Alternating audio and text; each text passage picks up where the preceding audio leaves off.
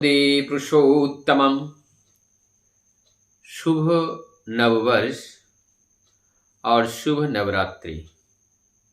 30 मार्च दिन रविवार बहुत ही एक पुनीत पावन दिन के रूप में हमारे आर्य सनातनी में इसको पालन किया जाता है। रामनवमी के रूप में और उसकी शुरुआत के रूप में, और ये शुक्ल प्रतिपदा के पहले दिन देवी की पहले रूप शैलपुत्री के रूप में इन्हें पूजा की जाती है, घट स्थापना किया जाता है।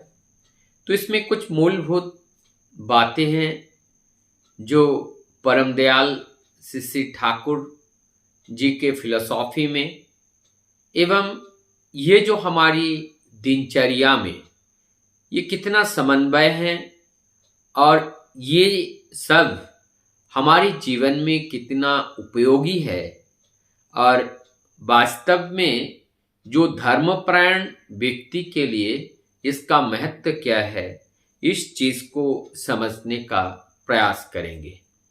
धर्म की बात जब आती है तो एक प्रैक्टिकल चीजें हैं जो अपने जीवन को चलाने के लिए समय के परिवर्तन के साथ साथ एक पुकार होती हैं, और उसी के अनुरूप हम उसी समय अपने को प्रस्तुत करने का प्रयास करते हैं। तो ये पहली बात तो हिंदू नववर्ष के रूप में जो मनाए जाते हैं विक्रम शताब्दी, और ये शुभ नववर्ष सबके लिए पुण्यमय, सबको इस शुभ नववर्ष का बधाई देते हुए एवं सबकी मंगल प्रार्थना प्रभु के चरण में करता हूँ। सबका जीवन सुंदर हो और मंगलमय हो।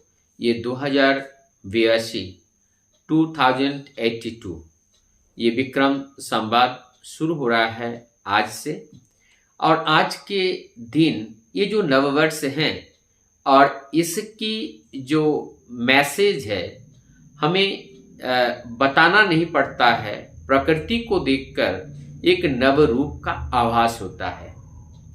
अंग्रेजी नववर्ष जैसे रात के 12 बजे शुरू होता है, लेकिन हमारी आर्य नववर्ष जो हिंदू नववर्ष हैं वो प्रातःकाल से सूर्य उदय के साथ ही शुरू होता है, और वो शुक्ल पक्ष से शुरू हो जाते हैं। और इस शुक्ल पक्ष में जो विक्रम संवाद है इसमें बहुत सारी कहानियां हैं, और इसमें बहुत सारे जो बातें हैं। जिस समय जो विक्रमादित्य थे उन्होंने जो विजय प्राप्त किए थे उनका प्रथम दिन था, देवताओं का ये पहला दिन था, शुभ कार्य करने का ये पहला दिन था।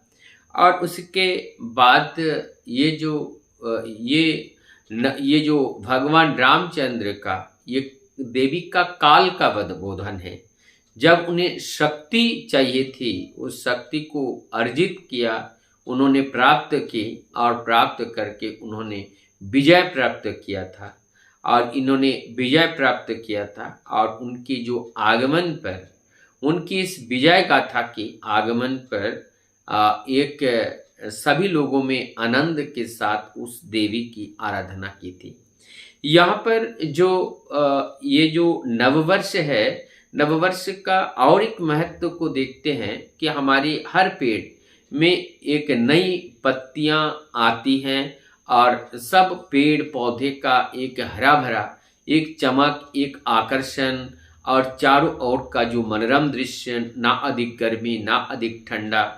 एक खेतों में फसल पक जाते हैं, पकने वाले होते हैं, फसल कट करके हमारे आंगन में आने का समय होता है, ये नवान्न का समय होता है। तो इसलिए ये सुंदर और पावन पुनीत अवसर होते हैं कि नवरूप में एक आनंद करने का और नववर्ष को परिपालन करने का। लेकिन दुर्भाग्यवश ये है कि नववर्ष हम अपने हिंदू नववर्ष को हम भूल चुके हैं। इस विक्रम संवत नववर्ष को हम एकदम भूल चुके हैं।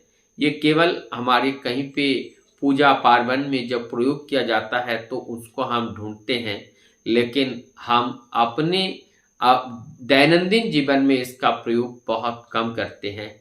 इसका मूल कारण ये भी है कि इस नवबंगला जो हिंदी नववर्ष को, ये जो हिंदू नववर्ष है, ये हिंदू नववर्ष को ये जो हमारी गवर्नमेंट की ओर से सरकारी तौर पर इसकी मान्यता नहीं दी गई थी। और ये जो 22 मार्च 1957 से ये जो हमारी जो अंग्रेजी नववर्ष है और अंग्रेजी नववर्ष हमारे देश में चालू हो गया। तो ये हमारी ये दुर्भाग्य है, यदि ये नववर्ष अंग्रेजी वाला चालू ना हो करके यदि हिंदू नववर्ष उस समय ये चालू होते तो आज ये नववर्ष को हम जीवंत रख पाते, क्योंकि इस नववर्ष के अंदर बहुत कुछ छिपा हुआ है जो हमारे दैनंदिन जीवन में प्रकृति के साथ कैसे हम जुड़ते हैं उस बात का आभास भी हमें होते हैं। और इसी के साथ ये जो शुरुआत नवरात्रि की पूजा से होती है, देवी के 9 रूप होते हैं। तो क्या यहाँ पे देवी 9 अलग अलग रूप में क्यों आते हैं? अलग अलग रूप में ये आते हैं कि एक ही जो नारी है, नारी का जिस समय जिस रूप की जरूरत है उस समय उस रूप में आते हैं।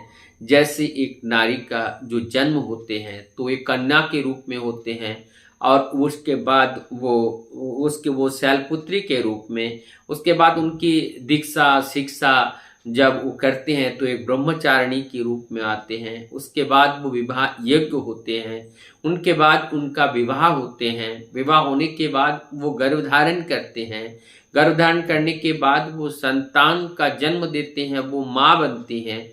और उसके बाद उस परिवार का पालन पोषण के लिए उनका कितना परिश्रम करना पड़ता है और उस परिवार को लेकर के चलना पड़ता है। और फिर उसके बाद जो है ये जब हमारी शरीर में बुढ़ापा आ जाती हैं या हमारी इस इवोल्यूशन के रास्ते पर जो बाधाएं आती हैं उस बाधा को दूर करने के लिए ये जो शक्ति है देवी का रूप धारण करके उनको नाश करके उस पथ को प्रशस्त बना देने का काम भी ये शक्ति रूपिणी देविया के द्वारा किया जाता है। तो इसी प्रकार से हम लास्ट में जो देखते हैं सिद्धिदात्री जो पूजा होती हैं वो लास्ट में अंतिम नवमी का जो पूजा होते हैं, इस समय सिद्धिदात्री के जो देवी हैं यहाँ पर सारे देव देवता आकर के नतमस्तक हो जाते हैं, क्योंकि यहाँ पर सबकी मंगल कामनाएं परिपूर्ण होती हैं। तो ये देवी का जैसे हमारी घर के जो नारियां हैं, जो नारी हैं, उस नारी के रूप को भी हम देख सकते हैं किस तरीके से ये परिवर्तित रूप है। तो इस तरह से हम यदि उस नारी का सम्मान करें, उनका इवोल्यूशन, उनका विकास, उस विकास पथ को देख करके उनका संघर्ष को देखें और उस संघर्ष को देख करके नारी का अगर हम सम्मान करते हैं तो हमारी समाज की उत्थान होती है। शास्त्र में कहा जाता है कि जहाँ नारी का सम्मान होते हैं, नारी का जहाँ आदर होते हैं, वो समाज उतना उन्नत होते हैं, वो उतना सम्मान के अधिकारी होते हैं।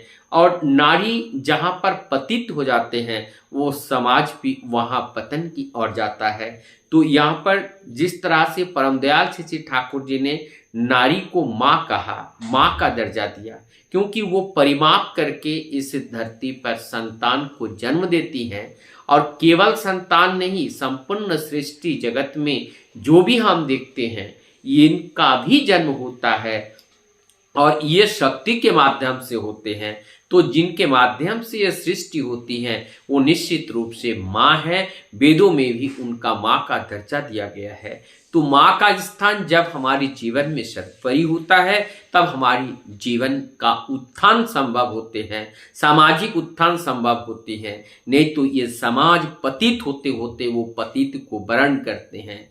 तो आज परम दयाल श्री ठाकुर जी इस कलयुग के अंत में आकर के हम लोगों को नारी के प्रति श्रद्धा कैसे होनी चाहिए, उनको किस रूप में देखना चाहिए, कैसे उनके साथ व्यवहार करना चाहिए, ये सारी बात उन्होंने अपने जो ग्रंथ हैं उस ग्रंथ में हम सभी जगतवासियों के लिए दे करके गए हैं। जरूरत है उनके दिए हुए उस ग्रंथ को जानना। जैसे नारी नीति जो जो ग्रंथ हैं उसमें बहुत सारे ऐसे अनसुलझी बातें हैं जो आज हम समाज में देख पाते हैं। यदि उस नारीनीति पुस्तक को अगर हम ग्रहण करें और उस पुस्तक का अध्ययन करें तो हमारे जीवन में भी आई हुई जो अनसुलझी सवाल है उस सवाल का भी समाधान संभव है।